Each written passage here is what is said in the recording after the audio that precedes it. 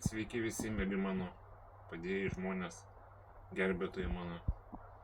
Turiu tokią liūdną naujieną, kur dabar buvau lauke, draugė, kur buvo atvažiavus padėti, tai daugiau nebeatvažiuosiu, nes vyras uždraudė taip ilgai važinėtis į tolį iš tikrųjų iš Vilniaus, tai dėja likau visiškai vienas. Tai labai liūdna, labai bloga ant širdies.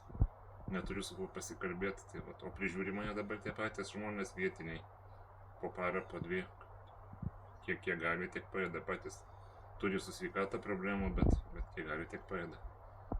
Tai va, vienas nesu dar kol kas, tai ačiū Dievui. Dėl priežiūros turiu menį. Tai va, jeigu nebūtų kam prižiūrėti, tai tektų eiti slaugą, gal ką daryti. Aš pats vienas jau niekad neišbūčiau namuose. Tai va, tai labai prašau jūsų, mėlyjei mano gerutėliai, kas galit padėti finansiškai, nes reikia mokėti dabar jau viską. Kiekvieną dieną kainuoja tai 30, tai 40 eurų, tiesiog žmogui turi duoti. Neskaitant nei maisto nieko, tai plus dar maitinimą turiu duoti, žmogui vis tiek būna. Ir savo. Tai labai maldauju jūsų, labai prašau, kas galit prisidėti.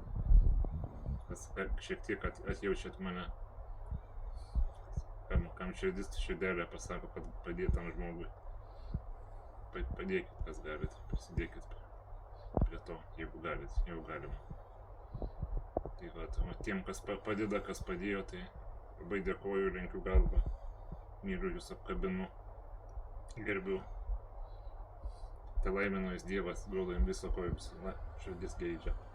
Nors vieną gerą dalyką Dievulis siuntė, gyvenimą ten nušviečia, padaro. Bet tiek.